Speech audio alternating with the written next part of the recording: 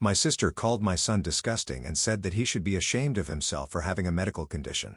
Now she can't believe I won't be attending the most important day of her life. A few months ago, my sister, let's call her Jane, got engaged and started planning our wedding.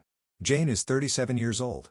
Jane has always tended to be backhanded and passive-aggressive. She would make snide remarks under the guise of concern and often find subtle ways to belittle me or others. Despite this, I always try to maintain a good relationship with her, believing she deeply cared for me. This all came to a head during a recent family gathering at Jane's house. My son, Liam, who is 7 years old, has a bladder issue that sometimes causes him to have accidents. We've been working with doctors and trying our best to manage it, but it's a sensitive topic for him.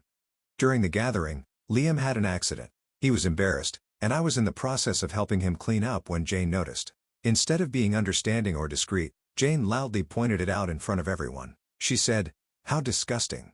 And at his age, this is unacceptable." She even said Liam should be ashamed of himself and criticized me for not getting him under control. Her comments made Liam burst into tears, and I quickly took him home to comfort him. As I gathered our things to leave, Jane came over still clearly upset. She asked me why I was leaving. I looked at her trying to keep my voice calm for Liam's sake. "Jane, I think it's best if we go home. Liam is very upset right now." Jane rolled her eyes at me. "Oh, come on. It's just an accident. He needs to learn how to handle these things better. You can't just coddle him forever." My patience was wearing thin, but I tried to explain again. "Jane, Liam has a medical condition. We're working with doctors, and it's a sensitive issue for him. Your comments just now were hurtful. I was just telling the truth. He needs to toughen up. You're not doing him any favors by babying him." At this point, I was furious but didn't want to escalate the situation in front of Liam. I took a deep breath and said, "We'll talk about this later, Jane. Right now, I need to take care of my son." Without waiting for a response, I gathered Liam and headed to the car. On the drive home, I couldn't shake the image of Jane's face and her harsh words. This wasn't the first time she had made Liam feel bad about his condition. I had hoped she would understand and show some empathy each time, but it seemed she was only getting worse. The next day, I called Jane to talk about what had happened. From what I can remember, this conversation is the one I had. I wanted to explain again away from the heat of the moment and hope she would see reason. "Jane, about yesterday, I need you to understand how much your words hurt Liam. He's already struggling, and your comments made him feel even worse." Instead of apologizing, Jane was very defensive. "I'm not going to apologize for telling the truth. You need to stop coddling him, and he needs to learn to deal with the real world." Her response was like a punch to the gut. I had hoped for some empathy and understanding, but it was clear she wouldn't give it. "Jane, I don't think you understand how serious this is. He has a medical condition. It's not something he can just toughen up from." She told me, "Look, I have a wedding to plan. I don't have time for this drama." When Jane's wedding invitations went out, I received one but felt conflicted. On one hand, she's my sister, and it's a significant event in her life. On the other hand, I couldn't forget how she humiliated my son and her refusal to apologize. After much thought, I decided to decline the invitation. I didn't feel comfortable celebrating with someone who had been so cruel to my child. When Jane found out, she was livid. She accused me of trying to ruin her special day and called me petty and overdramatic. Some family members sided with her, saying I should let it go for family harmony, while others understood my decision and supported me. This wasn't the first time Jane had done something like this. She has a history of making hurtful comments about Liam's condition and generally lacks sensitivity when it comes to his medical issues. I've tried to address it calmly each time, hoping she would eventually understand and be more considerate. Unfortunately, she never changes, and her behavior hurts my son. Jane and other family members have been blowing up my phone. Update 1. I bring Liam to these gatherings because he loves his cousins and enjoys spending time with family. Liam doesn't like wearing pull-ups or diapers, so I haven't necessarily been using them. Now to further update, I've talked to Liam about what happened. I told him it wasn't his fault, and Aunt Jane was rude and inconsiderate. I told him he was a fantastic boy and never let anybody say otherwise. My son was very happy to hear this. He told me that what Jane had said to him hurt his feelings a lot, and I completely understood. I asked him if he wanted to continue attending these family events. He said no. I fully supported his decision.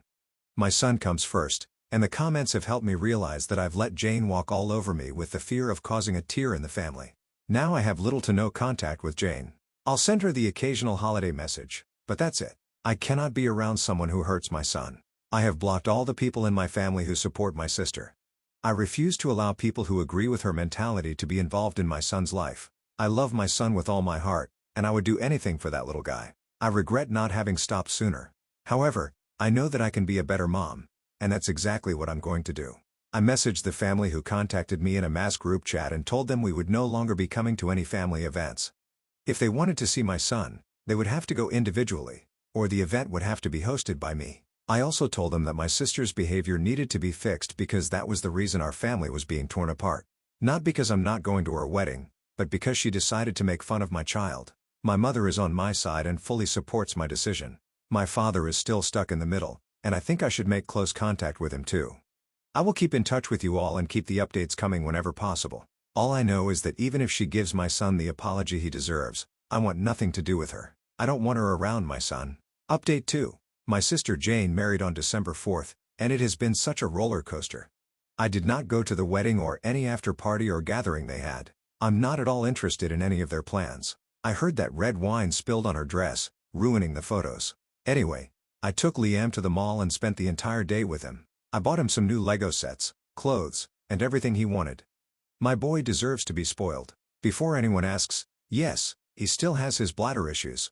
However, we got him used to wearing pull-ups and other things to manage his accidents. Many people sent me messages regarding certain things to use, and honestly, it helped a lot. I checked a few of them before I logged out of this account. It wasn't easy getting him used to the change, but Liam understood that it was for the best and learned to use them. He hasn't complained about anything so far. Now the big question is, what's going on with my sister? Like I said, she got married and all, blah blah blah. According to her maid of honor, she was a real bridezola. So glad I wasn't there. I feel bad for her fiancé. I still have no contact with her or anyone in my family who supported her. My mother has been my rock. It hasn't been that hard to adjust. My father has been cut off as well. My father and I never got along, so it isn't a loss. I fully believe he is why my sister acts the way she does. My sister has tried to reach out to me a couple of times. Most were just her berating me for not attending the wedding, and the others were half-assed apologies. I could honestly care less about what she says. His birthday was 4 days ago, Jan 22nd. He is now 8 years old. We had a nice Lego-themed party for him. My mom, a few cousins, and his school friends were invited. He had an accident during the party, but finally, no one was there to berate him for something he couldn't control.